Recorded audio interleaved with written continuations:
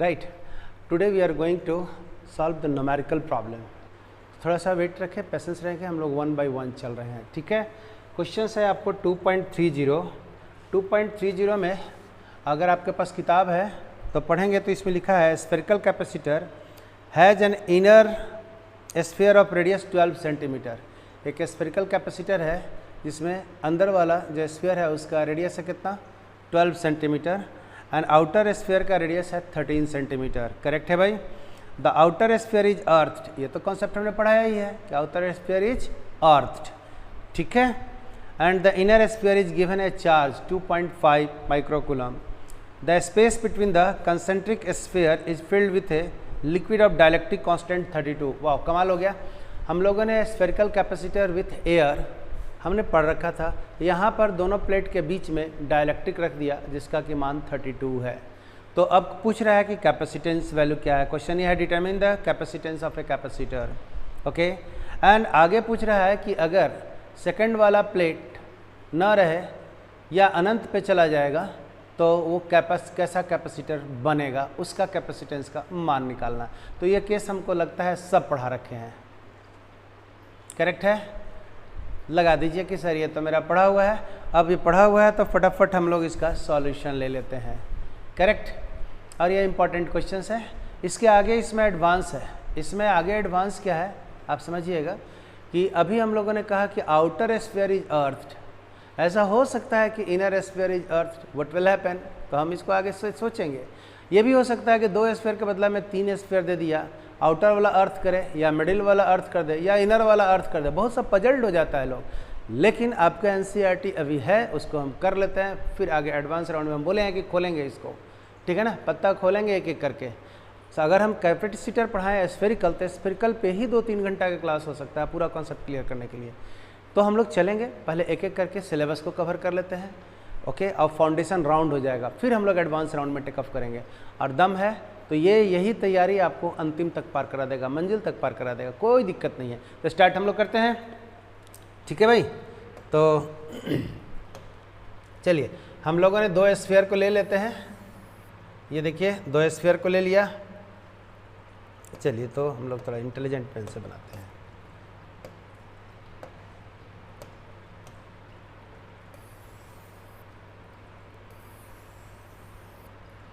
ठीक है, 2 स्फीयर हम लोगों ने ले लिया। आगे आइए, रेडियस क्या क्या दिया हुआ है इसके बारे में हम बात करते हैं। आप लोग भी फोटो खींचते चलिएगा मेरे साथ ना, तो जल्दी जल्दी बनेगा, कहीं कोई दिक्कत ही नहीं है, ओके। सी दिस, ये एक रेडियस और ये दूसरा रेडियस और ये वाला अर्थ कर दिया। This is your question, check it. And इसके अंदर जो मीडियम डाला हुआ है डाइलेक्ट्रिक डाल दिया गया है, देख रहे हैं ना। एंड यहाँ पर आपको चार्ज दे दिया गया है, तो ऑफ कोर्स यहाँ माइनस क्यू होगा, बाहर में चार्ज होगा नहीं। This is the distribution. We have kept charge at the inner surface of the sphere and owing to the induction phenomena. यहाँ पर चार्ज आपका क्या हो जाएगा भाई, इंड्यूस हो जाएगा। This is your plus charge है, प्लस चार्ज है हम लोग के एक पर, okay. This is the value plus and this is plus plus and induction हो गया, बाहर में अर्थ किया हुआ है। चलिए बना लीजिए आप लोग भी जल्दी जल्दी, डू इट फास्ट।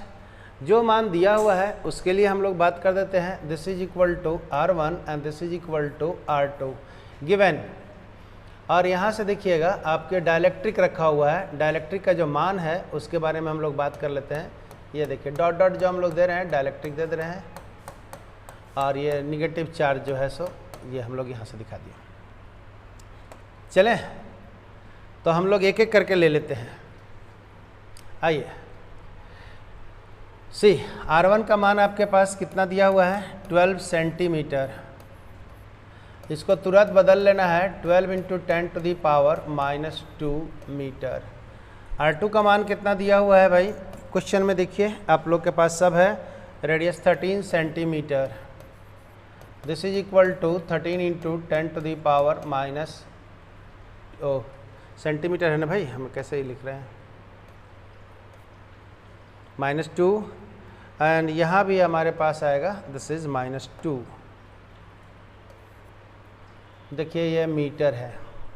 अगला मान आपको दिया हुआ है, के का मान दिया हुआ है 32, डाइलेक्ट्रिक कांस्टेंट के इज इक्वल टू, इसी को एप्सिलॉन आर कहते हैं and this is dielectric constant कहते हैं, आप ये समझिएगा, डाई इलेक्ट्रिक कांस्टेंट एंड ये वैल्यू दिया हुआ है आपको 32 दिया हुआ है भाई।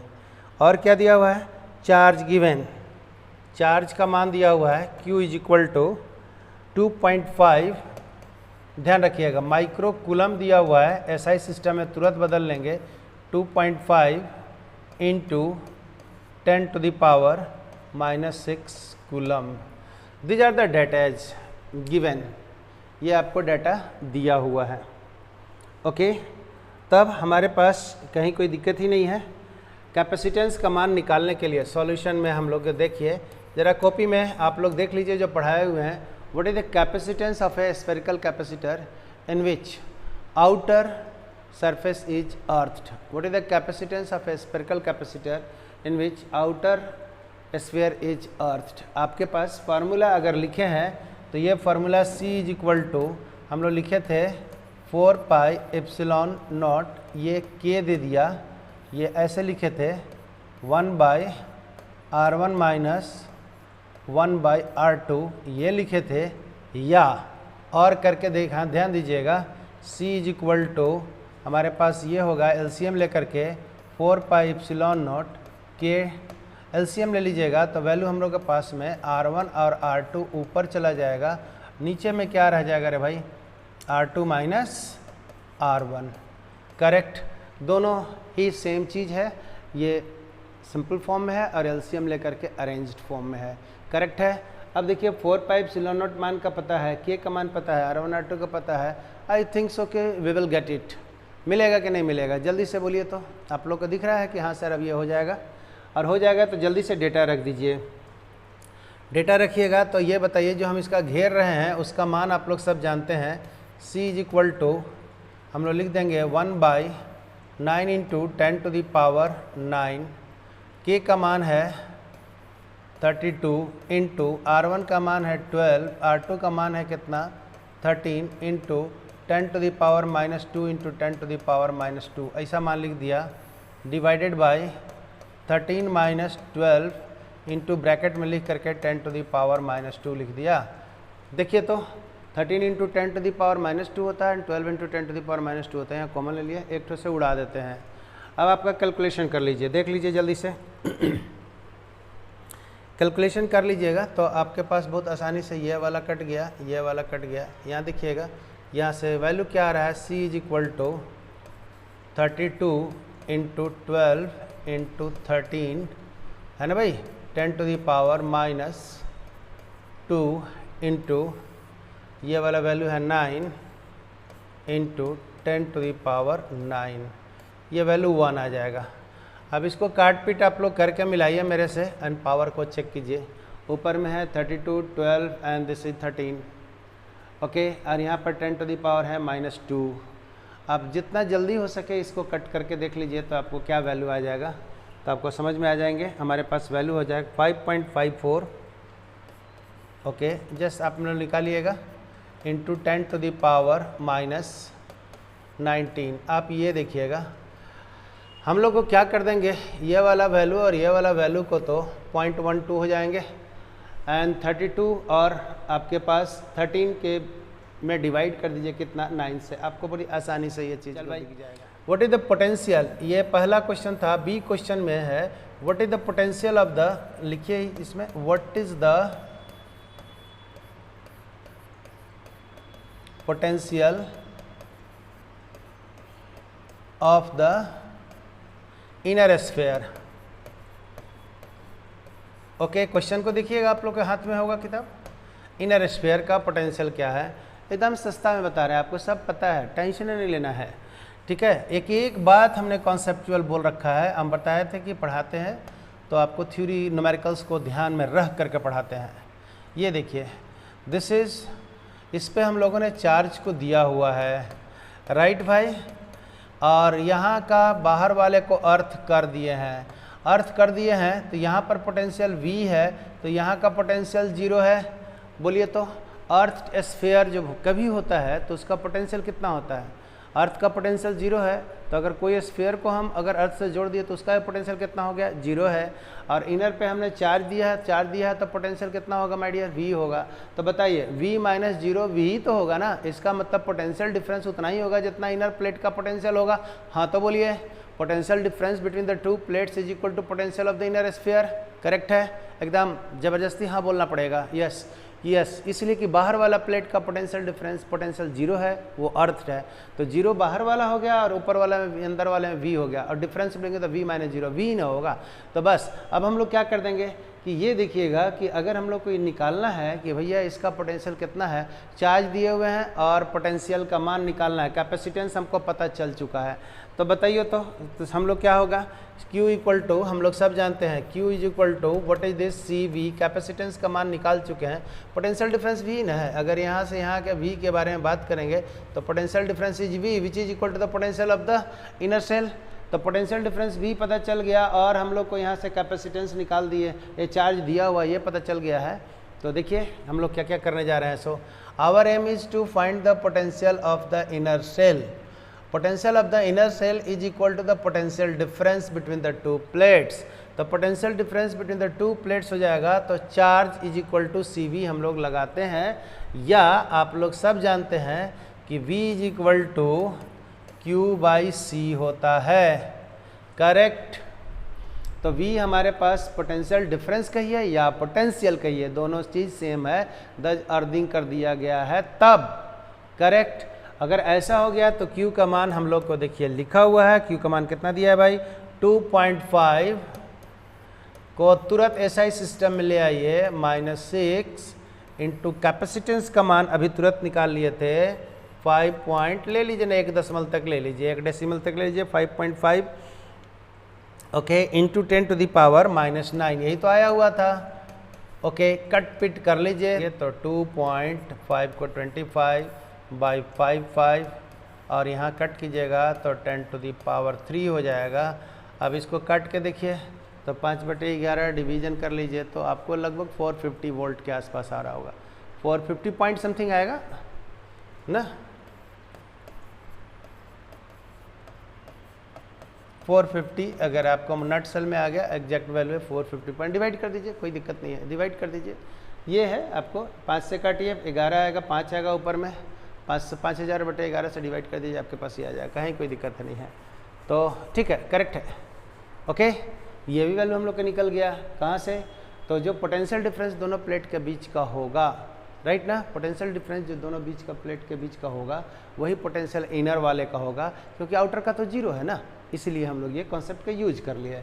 आगे आइए, तो समझिए, ये जो हम लोग कैपेसिटर का कैपेसिटेंस वैल्यू निकाले और कैपेसिटेंस वैल्यू निकाले, उसका मान निकाले 4.5, कितना निकाले थे भाई, 5.55 निकाले हैं ना, हमने निकाले हैं 5.55 इंटू 10 टू दी पावर -9 फराड। ये देखिए कैपेसिटेंस वैल्यू है जो कैपेसिटर दिया हुआ है। सो अब ये कह रहा है कि एक कैपेसिटर वैल्यू सिंगल प्लेट वाला के निकालिए जिसका रेडियस 12 है, और ये बताना है कि सिंगल प्लेट वाला कैपेसिटर का कैपेसिटेंस वैल्यू जो डबल प्लेट है उसके तुलना में बहुत कम होता है। क्यों, तो समझ ही रहे हैं कि हम तो कॉन्सेप्ट पढ़ा चुके हैं कि सिंगल प्लेट को अगर आप चार्ज दीजिएगा तो उसका एक पोटेंशियल बहुत हाई हो जाता है। पोटेंशियल हाई होना का मतलब storing capacity of the charge is less, मतलब चार्ज का उस प्लेट से रिपल्सन होकर भागना शुरू कर देगा, क्योंकि जो चार्ज हम लोग प्लेट पर रखते हैं सिंगल प्लेट पर, उस चार्ज को बांधने वाला कोई दूसरा चार्ज अगल बगल में नहीं होता है। ओके, तो सिंगल प्लेट कैपेसिटर का भी हम कैपेसिटेंस वैल्यू आपको पढ़ा चुके हैं, what is the formula, 4πε0r होता है। तो पहला देखिए डबल प्लेट कैपेसिटर वाला निकाल लिए। अब कहिएगा सिंगल प्लेट कैपेसिटर, तो लेट मान लीजिए, let C dash be the capacitance be the capacitance of the single plate capacitors, single plate capacitor of radius 12 centimetre. ये देखिए क्वेश्चन है दूसरा पार्ट में। तो let C dash is equal to हम लोग लिखेंगे 4 पाई एप्सिलॉन नॉट आर। चलिए भाई, तो हम लोगों ने ये ऐसा कर देते हैं, ये आर के जगह पर हम लोग R1 लिख दें तो आपको बहुत ही क्लियर लगेगा कि सर ये तो सही है, क्योंकि हमारे पास इनर वाला प्लेट को लिया और आउटर वाला प्लेट को हम लोग इन्फिनिटी पे कर दिया। तो कहानी यही ना है, इनर वाला प्लेट का रेडियस हम लोगों ने क्या लिया हुआ था, R1। तो रखिए ये वैल्यू है 1/9 into 10 to the power minus 9 into 10 to the power 9। Okay, यहाँ से ध्यान दीजिए 1/9 into 10 to the power 9। R1 का मान है 12 इंटू 10 टू द पावर -2। क्यों ऐसा रखा, आप लोग को समझ में डेटा आ जाना चाहिए, है ना भाई। वैल्यू आ रहा होगा, डिवाइड कर दिए 12, ये आपके पास वैल्यू आ रहा होगा बड़ी आसानी से 12। तो ये आ गया 4/3 एंड यहाँ पर वैल्यू कितना आ रहा है, -11। ठीक है भाई, -11। तो डिवाइड करेंगे तो हमारे पास वैल्यू कितना आ रहा है, 1.33 into 10 to the power -11। This is farad, this is farad, correct है। अब आपके पास रेशियो, ये नया वाला कैपेसिटर सिंगल प्लेट का मिल गया है, जल्दी से बोलिए, this is the single plate capacitor capacitance, correct है भाई। अब तुलना करना है, तो if you want to compare this one तो आप कंपेयर कर लीजिए ना। यहाँ पर देखिएगा 5.5 इंटू 10 टू द पावर -9 है, यहाँ पे 1.33 इंटू 10 टू द पावर -11 है। -11 it is very small compare to this, इसीलिए घट गया है। तो कितना से घटा और बढ़ गया है, तो आप ऐसा करेंगे on comparing, compare the two capacitor, comparing the capacitance of the two capacitors, capacitance of the two capacitors। ये देखिए आप रख दीजिए C/C डैश। C का मान हमारे पास था 5.5 into 10 to the power -9 divided by 1.33 into 10 to the power -11। चलिए डिवाइड कर लीजिए, लगभग आपको 415 416 के रेंज में आ जाएगा। देख लीजिए आपके पास, ओके। तो सोच लीजिए, अगर पूछेगा कि नया वाला कैपेसिटर है कितना कम है, तो 416 टाइम कम है, या आपके पास कह देंगे कि ओरिजिनल डबल प्लेट कैपेसिटर है 416 टाइम्स। ओके, ये देखिए C is equal to 416 times C dash, मतलब शुरू वाला कैपेसिटर का कैपेसिटेंस वैल्यू बहुत बड़ा है, बाद वाले का छोटा हो गया। और ये हम लोग कॉन्सेप्ट में भी पढ़े हुए हैं कि सिंगल प्लेट कैपेसिटर जो होता है उसका कैपेसिटेंस वैल्यू बहुत छोटा होता है, जैसे हम लोग डबल प्लेट रख देते हैं तो कई गुना बढ़ जाता है। ये तो हमने कॉन्सेप्ट में ही देखा हुआ था, ये न्यूमेरिकल यहाँ दिया हुआ था। चलिए भाई, अब इसको आगे बढ़ाइएगा, तब हम आगे अगला क्वेश्चंस को हम एक एक करके डिस्कशन कर देते हैं। 2.30 से हमने बहुत पढ़ रखा है, लेकिन आपका काम का चीज़ मोर देन इनफ हो गया है। अब इसका एप्लीकेशन सेक्शन में हम लोग काम करेंगे। एप्लीकेशन में मतलब है कि हम लोग कहते हैं ना कि 1 2 3 4 5 6 7 8 9 10, ओके, यहीं तक हम लोग नंबर सीखते हैं, लेकिन इसका एप्लीकेशन कितना ज़्यादा है, पूरे मैथमेटिक्स इसी में घूमते रहता है ना, मतलब इन्फिनिटी है। उसी तरह से यहाँ भी है, कॉन्सेप्ट सीख लिए तो आप इतने नहीं है, इसमें भी बहुत सा चीज़ है, बट बेसिक कॉन्सेप्ट हम लोगों ने सीख लिया। 1 2 3 लिख लिया तो फिर टेबल भी सीख लिए, टेबल सीख लिए तो आगे टेबल नहीं आता है तो उसको लिखने के लिए मल्टीप्लिकेशन सीखा है, चाहे तो एडिशन सीखा है ना। ये सब जैसे जैसे मेथड सीखते गए तो हम किसी नंबर का टेबल लिख सकते हैं। उसी तरह से यहाँ भी है कि अगर हम लोग बेसिक सीख लिया तो बेसिक कॉन्सेप्ट के बाद हम लोग कुछ न्यूमेरिकल्स लगा दिए, कुछ न्यूमेरिकल लगाए तो इसमें बहुत सारे कंडीशंस आना शुरू करेंगे, और वो सब कंडीशन को हम लोग कैसे टेकल करते हैं, ये थिंकिंग प्रोसेस है। 1 बाय 1 न्यूमेरिकल्स हम लोग करेंगे, और न्यूमेरिकल बनेगा इतने से जितना हमने पढ़ लिया है, ये तो तय है। ठीक है, तो हम लोग आगे 2.31 विश्वास रखिएगा अपने पर। सबसे बड़ी बात है न्यूमेरिकल्स लगाने के लिए अपने पे कॉन्फिडेंस रखना पड़ता है कि यस, आप लोग पूछते हैं सवाल तो थोड़ी को मेरे को पता रहता है कि यार ये क्वेश्चन है, हाँ यहाँ से ऐसे होता है, कई बार क्वेश्चन देखा नहीं रहता है तो क्या हम विश्वास खो देते हैं? नहीं, मेरे को लगता है whatever the problem that will come to me, जो मैंने कॉन्सेप्ट पढ़ा है ना उसी का यूज करना है। चलिए लेंगे पहले इस बार रीड कर लीजिए ताकि एनालिसिस हो जाए और हम आपको क्वेश्चन समझाते हैं। क्वेश्चन क्या है ये समझिएगा।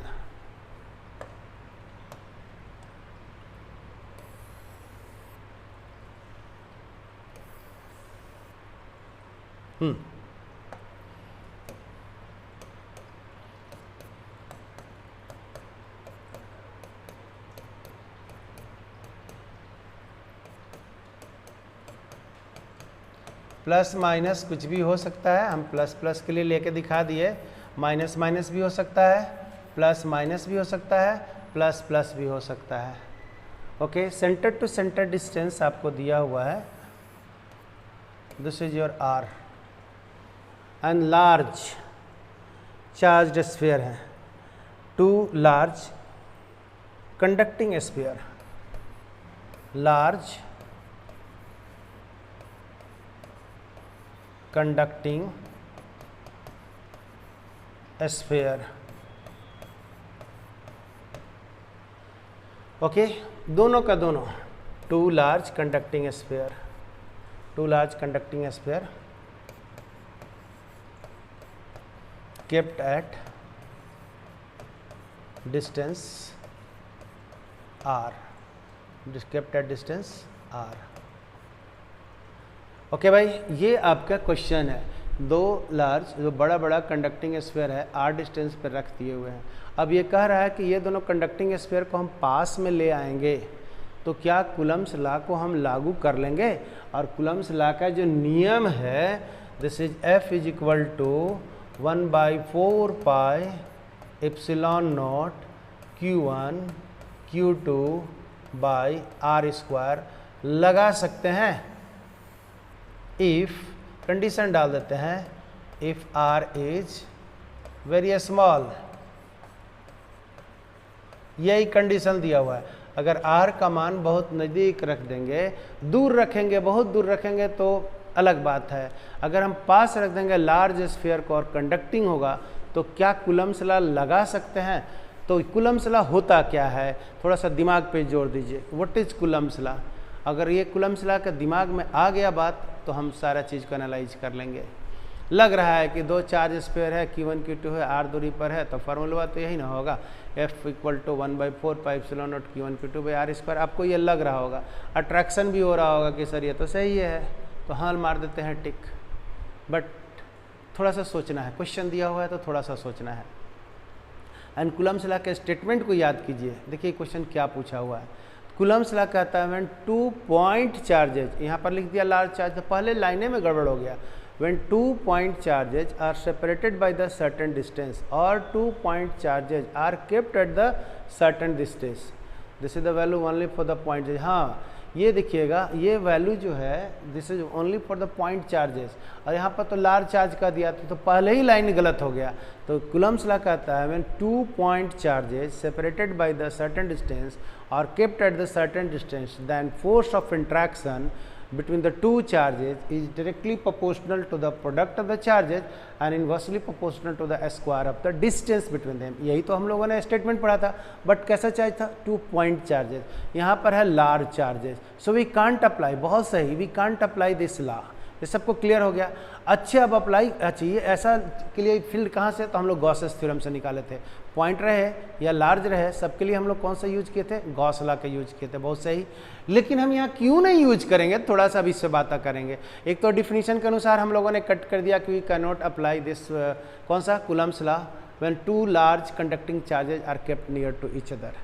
ओके, तब क्यों नहीं लागू करेंगे ये भी तो जान लेना जरूरी है ना भाई। लॉ तो हो गया कि पॉइंट नहीं है इसलिए, लेकिन अगर लार्ज रहेगा तो क्या होगा ये समझिए कि अगर ये चार्ज को 1 नंबर चार्ज या और 2 नंबर चार्ज को बहुत पास में ले आइएगा तो यहाँ इंडक्शन इफेक्ट लागू हो जाएगा।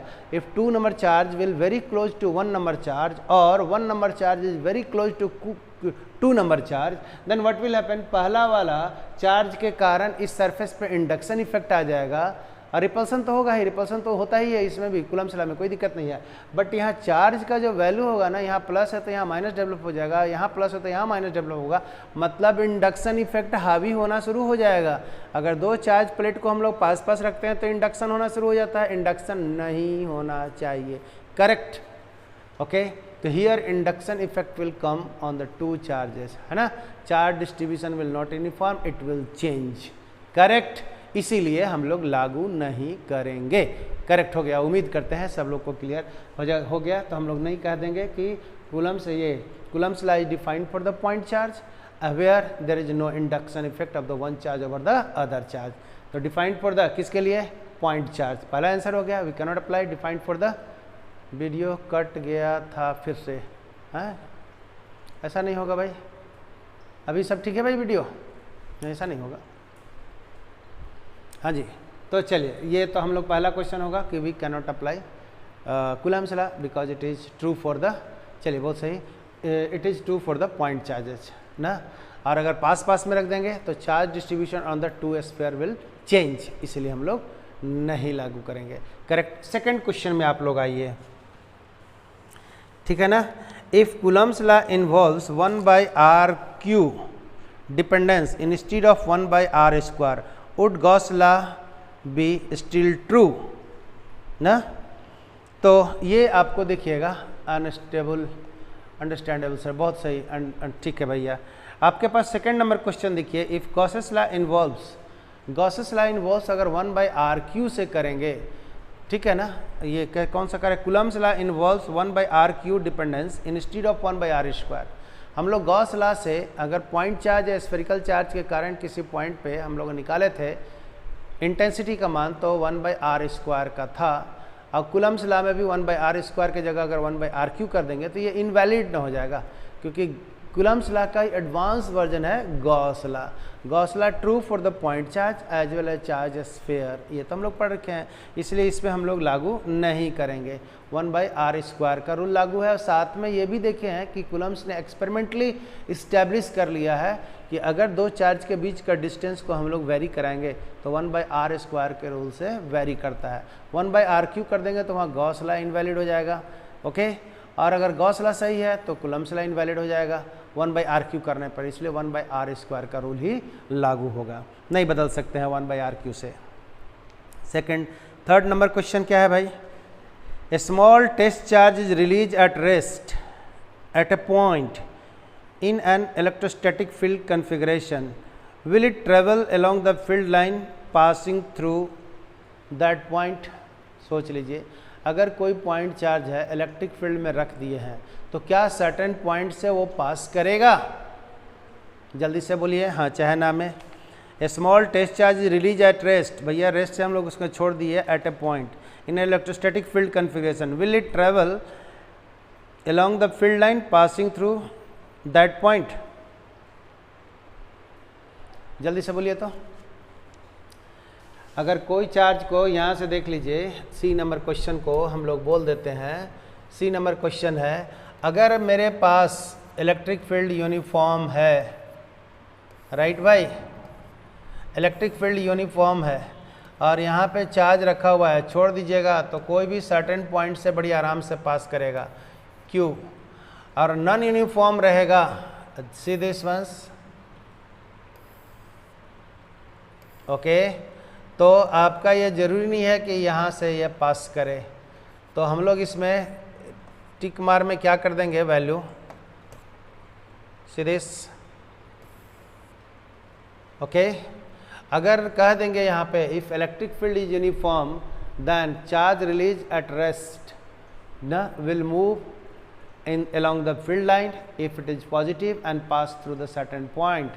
आप ध्यान दीजिएगा, अगर कोई चार्ज है तो चार्ज इलेक्ट्रिक फील्ड के डायरेक्शन में चलेगा और सेम डायरेक्शन में चलेगा कब, जब चार्ज पॉजिटिव होगा, अपोजिट में चलेगा कब, जब चार्ज निगेटिव होगा, और सर्टेन पॉइंट से पास करेगा कब, जब फील्ड यूनिफॉर्म होगा। अगर फील्ड यूनिफॉर्म नहीं होगा तो सर्टेन पॉइंट से पास करना जरूरी नहीं है।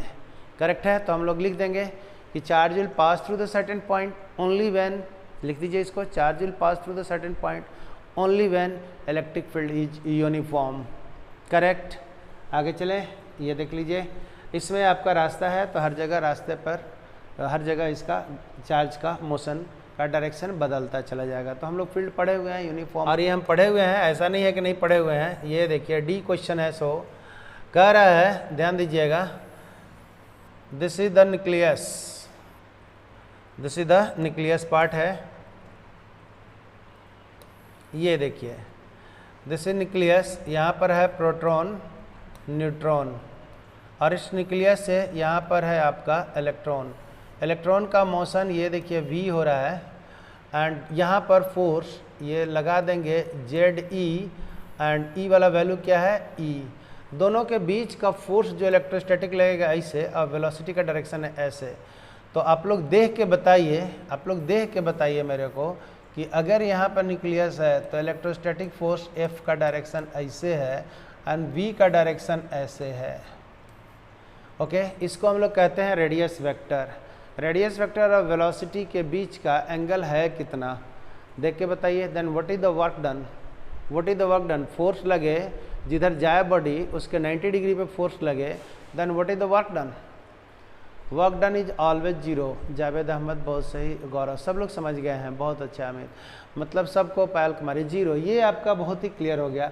तो रेडियस वेक्टर और वेलोसिटी के बीच में हमेशा पाथ इलिप्टिकल भी रहेगा ना, पाथ इलिप्टिकल भी अगर होता है तो इंस्टेंटेनियस जो हम लोग बात करते हैं, ध्यान दीजिए यहाँ से, इंस्टेंटेनियस जो हम लोग बात करते हैं ना, सी अगर हम लोग ऐसे खींच देंगे तो इंस्टेंटेनियस भी अगर हम लोग बात कर लेते हैं ना, इसमें अगर देखेंगे तो आपके पास देखिए रेडियस वेक्टर और वेलोसिटी के बीच का इंस्टेंटेनियस वैल्यू, ये वेलोसिटी है एंड दिस इज फोर्स है, ये टेंजेंशियल डायरेक्शन में होता है instantaneous 90 degree, so work done is always zero. मतलब angle between the radius vector and velocity vector, और रेडियस वेक्टर के डायरेक्शन में line joining the point to the charge and nucleus की बात अगर हम लोग कर लेते हैं, उसको रेडियस वेक्टर कहते हैं। और रेडियस वेक्टर के डायरेक्शन में इलेक्ट्रोस्टैटिक फोर्स लगता है, एंड वेलोसिटी इंस्टेंटेनियसली ये 90 डिग्री, इसलिए work done is always zero होगा, work done is always zero. हम लोग कहते भी हैं कि सर्कुलर पाथ में अगर कोई चीज़ हम लोग इसे चलाते हैं तो रेडियल डायरेक्शन में जो फोर्स लगता है उस फोर्स के कारण कोई वर्क डन नहीं होता है। तो इलेक्ट्रॉन इस तरह से घूम रहा है और न्यूक्लियर फोर्स लग रही है, यहाँ इलेक्ट्रोस्टैटिक फोर्स न्यूक्लियस की ओर लग रहा है, तो इस फोर्स के कारण कोई वर्क डन नहीं होता है। इसलिए इलेक्ट्रॉन का एनर्जी हम लोग कहते हैं ना कि जिस ऑर्बिट में मूव करते रहता है उस ऑर्बिट का एनर्जी हमेशा कॉन्स्टेंट होता है। क्वेश्चन है ये देखिए जो हम ले लेते हैं, इसके बारे में बात कर देते हैं। या ध्यान दीजिए हम क्या बता रहे हैं, so this is your sphere, this is your sphere, ध्यान दीजिएगा। अब यहाँ से हम लोगों ने एक लाइन को खींच दिया और ये लाइन को खींच दिया, करेक्ट। डायग्राम देखिएगा आप लोग, डायग्राम अगर देखिएगा तो हम लोगों ने यहाँ से लाइन को खींच दिए हैं, करेक्ट, खींच दिया। इलेक्ट्रिक इंटेंसिटी के बारे में कह रहा है कि इलेक्ट्रिक इंटेंसिटी चार्ज स्फीयर के केस में डिसकंटिन्यूअस, चार्ज कंडक्टिंग स्फीयर के केस में डिसकंटिन्यूअस होता है। What is the meaning of discontinuous of the electric field, क्या पोटेंशियल भी डिसकंटिन्यूअस होता है, ई सोच कह रहा है question, this is VBI question ना, आप ये समझिए। तो हम लोगों ने ये आपको हम पढ़ा दे रहे हैं, समझिएगा। ये हम ग्राफ ले लेते हैं नीचे, किसका, पोटेंशियल का, ये है आपका x हो गया, चलो भैया चलिए ले लेते हैं।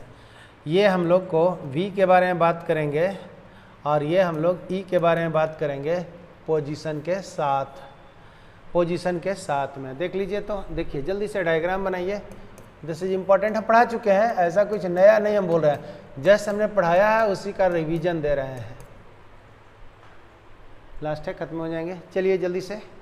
तो कहता है कि इलेक्ट्रिक इंटेंसिटी इज डिसकंटिन्यूअस, क्या कह रहा है, इलेक्ट्रिक इंटेंसिटी इज डिसकंटिन्यूअस। तो पूछता है क्या पोटेंशियल भी डिसकंटिन्यूअस होगा या कंटिन्यूअस होगा, ये आपको जवाब देना है। तो जरा समझते हैं। अब बताइए कि what is the electric intensity inside the charge conducting sphere, we know this one, zero. Centre से लेकर के सरफेस तक, सेंटर से लेकर के सरफेस तक इलेक्ट्रिक इंटेंसिटी का मान जीरो होता है। ओके, तो जीरो होने के लिए हमारे पास कंसेप्ट क्या होगा, ये देख लीजिए।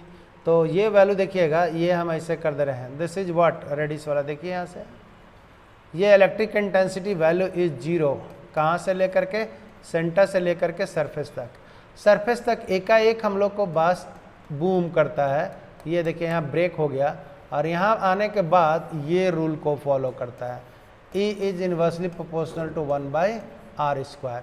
हियर इज व्हाट, यहाँ पे आपको वैल्यू क्या मिल गया? अरे भाई डिसकंटिन्यूअस मिल गया है। देखिए तो ये वैल्यू आपको क्या मिला है, यहाँ पे हम लोगों को जो मिल रहा है ये वाला मान क्या है आपको? डिसकंटिन्यूअस है। देख रहे हैं ना, ये मान हम लोग को डिसकंटिन्यूअस हो गया, डिसकंटिन्यूअस। ओके, सेंटर से लेकर के सरफेस तक 0 है, उसके बाद सरफेस पे एकाएक बूम कर गया और फिर घटते इन्फिनिटी पे जाएंगे तो हम लोग का मान देख रहे हैं ना, इन्फिनिटी पर E का मान 0 at R is equal to infinity. यहाँ पर देखिए जंप लगा दे, दिस इज डिसकंटिन्यूअस कॉन्सेप्ट। आगे आइए, पोटेंशियल के बारे में हम लोग क्या बात करेंगे? तो पोटेंशियल के बारे में जो बात करेंगे इसके लिए आप लोग सोच लें। पोटेंशियल में हम लोग सब जानते हैं कि पोटेंशियल इज कांस्टेंट। इनसाइड में पोटेंशियल क्या होता है रे भाई? कांस्टेंट होता है, और ये पोटेंशियल का मान उतना ही होता है जितना सरफेस पे होता है। हम लोग सब पढ़े हैं 1/4 pi epsilon not and this is Q by R। 1/4 pi epsilon not, this is Q by R। यही ना आप लोगों पढ़े हुए हैं भाई। ये देखिए, दिस इज द वैल्यू। अगर ये सरफेस पे जितना पोटेंशियल है उतना ही पोटेंशियल इनसाइड में, तो इनसाइड में कांस्टेंट हो गया। तो कांस्टेंट हो गया तो इस पोटेंशियल का अगर ग्राफ खींचेंगे तो यहाँ से यहाँ तक ये देखिए कांस्टेंट है, और उसके बाद 1/r का रूल से ये वेरी कर जाएगा। तो कहीं टूटा क्या? कहीं नहीं टूटा, so it is continuous. Right भाई, ये आपका वैल्यू क्या आ गया है? कंटिन्यूअस। तो potential is continuous whereas electric intensity is कैसा है? ये डिसकंटिन्यूअस। तो उम्मीद करते हैं कि आपको क्लियर हो गया होगा। राइट, लेकिन अगर यही क्वेश्चंस को बदल दें हम एक वर्ड तो बिल्कुल आंसर बदल जाएगा आप लोग को। बोलिए क्या? अगर यहाँ चार्ज कंडक्टिंग स्फीयर के जगह पे हम नॉन कंडक्टिंग स्फीयर लगा देंगे तो ये क्वेश्चंस आपको बदल जाएगा। इलेक्ट्रिक इंटेंसिटी भी कंटिन्यूअस होगा, क्योंकि आप समझते हैं ना 0 से लेकर के यहाँ तक लीनियर रहता है, लीनियर के बाद 1/r² से। तो एक वर्ड बदल देने से पूरा का पूरी आंसर बदल जाता है, ध्यान रखिएगा। अगर यहाँ पर नॉन कंडक्टिंग सॉलिड स्फीयर अगर हम यहाँ पे कह दें तो पूरा का पूरी आंसर बदल जाएगा। Is it clear? हम चारों केस आपको पढ़ा रखे हैं, ठीक है ना? Conducting solid, conducting hollow, non conducting hollow, non conducting solid. और ये ग्राफ भी हमने खींच रखा था, और ये कितना इंपॉर्टेंट है वो बाद में आप समझिएगा जब क्वेश्चन बैंक देखिएगा। तो ये हम लोगों ने कंडक्टिंग हॉलो स्फीयर और सॉलिड स्फीयर के लिए यही रूल लागू होगा। बट जैसे ही हम लोग को नॉन कंडक्टिंग सॉलिड स्फीयर कर देगा तो ये आपका इलेक्ट्रिक इंटेंसिटी भी कंटिन्यूअस, पोटेंशियल भी कंटिन्यूअस हो जाएगा। करेक्ट है ना? हाँ जी, लास्ट क्वेश्चन है तो उम्मीद करते हैं जी नंबर क्वेश्चन है। तो जी नंबर क्वेश्चन बहुत आसान है कि वाटर का डाइलेक्ट्रिक कांस्टेंट ज़्यादा होता है, माइका का कम होता है। यही काम लिखा हुआ है ना, ये लिखा है guess a possible reason why water has the greater dielectric constant 80 than mica. इसको याद रखिएगा, ठीक है ना? ठीक है, तो हमारे पास वैल्यू होता है, हाँ जी, ये जी है, वो एफ भी बच गया है। तो आप समझिएगा, जस्ट आपको समझ लेना है, पहले जी के बाद एफ हम लोग कर लेते हैं। आपके पास ये समझना है, जी के लिए हम लोग ये बात को बोले कि वाटर जो होता है पोलर मॉलिक्यूल्स होते हैं, जिसमें चार्ज का पोलराइजेशन होकर चार्ज जल्दी से एक तरफ प्लस एक तरफ से माइनस अलाइंड हो जाते हैं। तो water is a polar molecule whereas a mica city the non polar, that is the reason. Okay, इसीलिए हम लोग कह देते हैं कि वाटर का डाइलेक्ट्रिक कांस्टेंट ज़्यादा है, माइका का कम है। अब एक तो एफ क्वेश्चन था, F question what is the meaning would you give to the capacitance of a single plate capacitor. बता चुके हैं माय डियर, इसमें टेंशन कहाँ है। Single plate capacitor assume to be a double plate capacitor whose second plate is the infinity. Okay, हम लोग ये कहते हैं कि भैया सिंगल प्लेट कैपेसिटर भी डबल प्लेट कैपेसिटर ही है, जिसका कि सेकंड प्लेट कहाँ पर है? इन्फिनिटी पे है। ओके, कैपेसिटर तो है ही, इसलिए कि उसका भी चार्ज रखने की कैपेसिटी होती है। Earth behaves as a capacitor, earth behaves as a capacitor which capacitance value is 711 microfarad. Okay, है ना? Earth behaves as a capacitor, तो अर्थ का कैपेसिटर वैल्यू तो कैपेसिटेंस वैल्यू तो हमने इन्फिनिटी बोला था, लेकिन अर्थ के बराबर रेडियस वाला अगर कोई स्फीयर होगा तो उसका कैपेसिटेंस वैल्यू हमने कितना बोला था? 711 माइक्रोफैराड। अर्थ का कितना बोला था? तो इन्फिनिटी। क्यों? पोटेंशियल होता है 0। करेक्ट है। अगर कहेगा मीनिंग क्या है सिंगल प्लेट कैपेसिटर का, तो सिंगल प्लेट कैपेसिटर का सेकंड प्लेट को हम लोग मान के चलते हैं इन्फिनिटी पे होगा। बात ही है कि सिंगल प्लेट है। ओके, आज तक यहीं तक, तब तक के लिए बाय बाय। चलेगा ना? हाँ जी, ये तो बनता है, अब तो बनता है कि सर आज ये तो आज हो गया। ओके, थैंक यू सर, और thank you to all of you and enjoy, have fun. थोड़ा सा और पढ़ लीजिएगा, तो एक आध क्लास लेते हुए हम लोग इलेक्ट्रिसिटी में चलने वाले हैं ना। वन मोर क्लास हम दे देंगे, 2-3 प्रॉब्लम और अच्छे वाले बचे हुए हैं मेरे अनुसार से, and I will do all the questions and after that will go to the electricity. और वहाँ जैसे ही हम सर्किट सीख लेंगे, यहाँ कैपेसिटेंस तोड़फोड़ कर लिए, सर्किट तोड़फोड़ कर लेंगे, उसके बाद हम लोग इलेक्ट्रोमैग्नेटिक इंडक्शन कर लेंगे। आपको IIT का पेपर में कोरिलेशन का फंडा क्लियर हो जाएगा। अब मैं उस दिन के लिए आप लोग को पढ़ा रहा हूँ। Okay, thank you very much. चलेगा ना? तो आप देख लीजिए, ये वाला जो आपके पास सारा की चीज़ है, आप ठीक से इसको देख लीजिएगा। अब तो बनता है, मुसु हंसे, जरा मुस्कुरा दे, बनता है ना? ठीक है। हाँ, इलेक्ट्रिसिटी में बहुत मज़ा आने वाला है आप लोग, क्योंकि मैंने बैकग्राउंड आप लोग को बहुत अच्छा बना दिया है। एंड चलिए, बहुत अच्छा। Let us see Nilesh, thank you.